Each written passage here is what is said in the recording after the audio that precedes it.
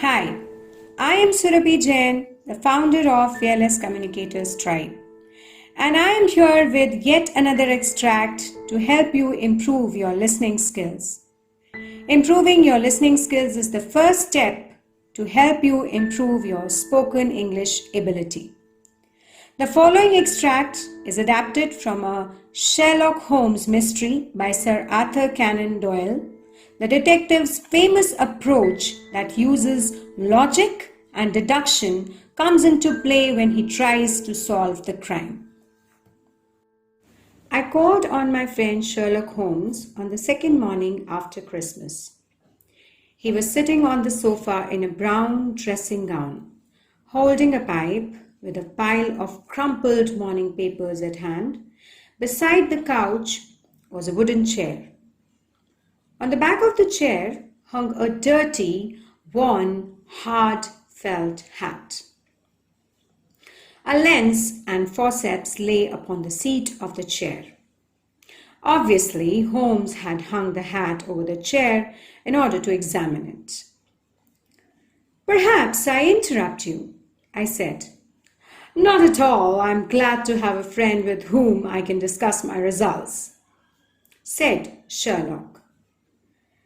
"The matter is an ordinary one," he continued, "but there are some points of interest in it." I seated myself in his armchair and warmed my hands before his crackling fire. "Although it looks very ordinary, a deadly story or crime must be linked to it," I guessed. "No, no crime," laughed Sherlock Holmes. "Let me tell you how that hat came here. It was 4 o'clock on Christmas morning and Peterson, the commissioner, was walking home. A tallish man carrying a fat goose was walking ahead of him on the road. As he reached the end of the street, a little knot of rough men attacked the man with the goose. One of the hoodlums knocked off the tall man's hat as he aimed a blow at him. A tall man raised his stick to defend himself and swinging it over his head, smashed the shop window behind him. Peterson rushed forward to protect the victim, but the man, frightened by Peterson's uniform, took to his heels. The roughs also ran away as Peterson approached. So Peterson was left with the fat goose and the battered hat that the tall man left behind. Peterson wanted to give the goose back to the owner, but faced quite a problem. Mrs. Henry Baker was printed on a small card that was tied to the goose's left leg.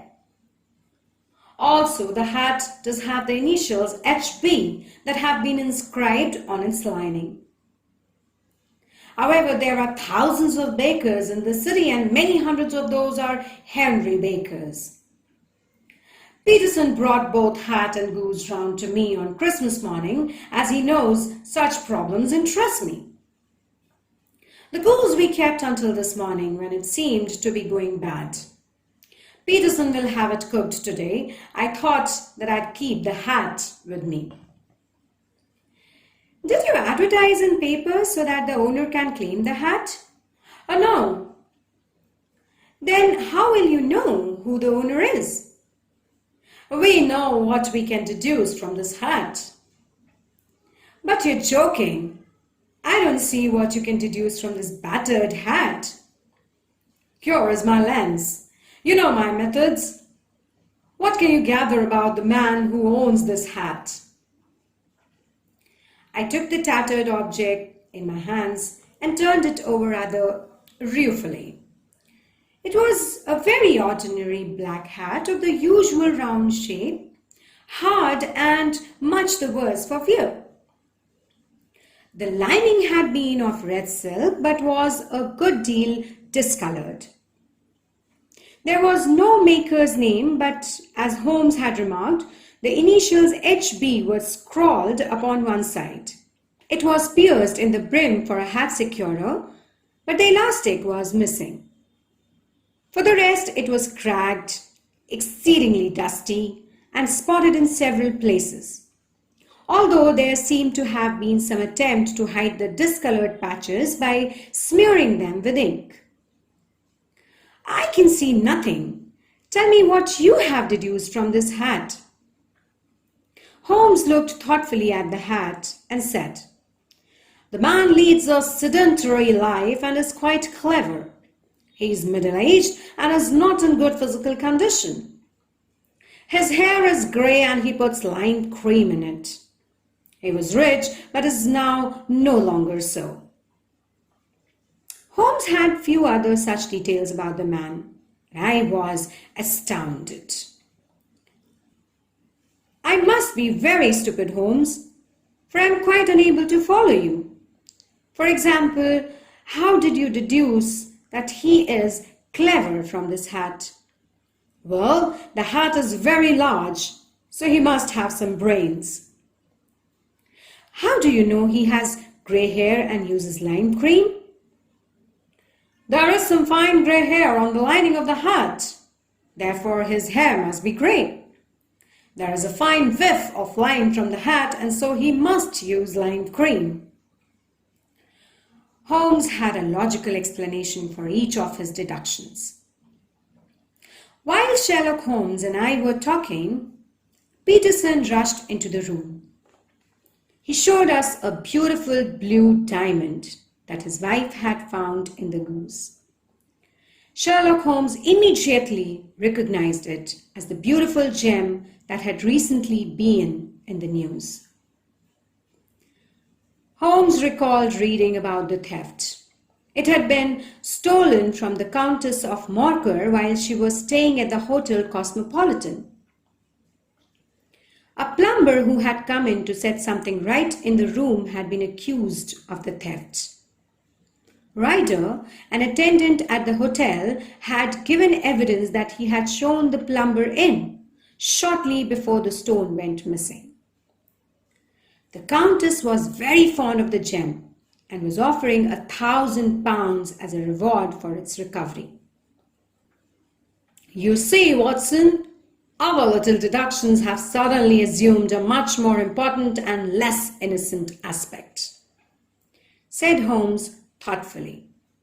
"The question for us to solve now is the sequence of events leading from a riffled jewel case at one end to the crop of a goose in Tottenham Court Road at the other." The first step Holmes took was to place the following advertisement in the papers. "Found at the corner of Goodge Street, a goose and a black felt hat. Mr. Henry Baker can have the same by applying at 6:30 this evening at 221B Baker Street." This brought Baker to Holmes, and after a little conversation, it became quite clear to us that he was innocent. So Holmes gave him a fine goose to replace the one he lost and sent him off very happy and contented. The next step was to trace the seller of the goose. Some questioning of Mr. Baker led us to the seller, Mr. Breckenridge. A little conversation with him, and we found Mr. Baker's goose for Christmas had come from a lady called Mrs. Oakshott from Brixton Road. As Holmes and I were making plans to contact Mrs. Oakshott, we heard a hubbub near Mr. Breckenridge. The goose seller was shaking his fists at a little rat-faced man who was whining that the goose was his. "Ha! This may save us a visit to Brixton Road," whispered Holmes, and went after the man. The man, it turned out, was Ryder, the hotel attendant. He was Mrs. Oakshott's brother. She bred geese for the table for her living and promised Ryder a fine goose for Christmas. Ryder, who had given evidence against the plumber, was the one who had stolen the gem. He went to see his sister with the gem in his pocket. He put it into the mouth of the goose he thought that his sister had reserved for him to avoid being caught red-handed. However, he got the wrong goose, and the goose that had the gem got sold to Mr. Baker through Mr. Breckenridge. In despair, Ryder tried to recover the goose from Mr. Baker by having him waylaid by hoodlums. But as it happened, neither did Ryder get the goose, nor did he recover the gem, because Mr. Peterson came by and frightened the roughs away and brought the goose to Holmes.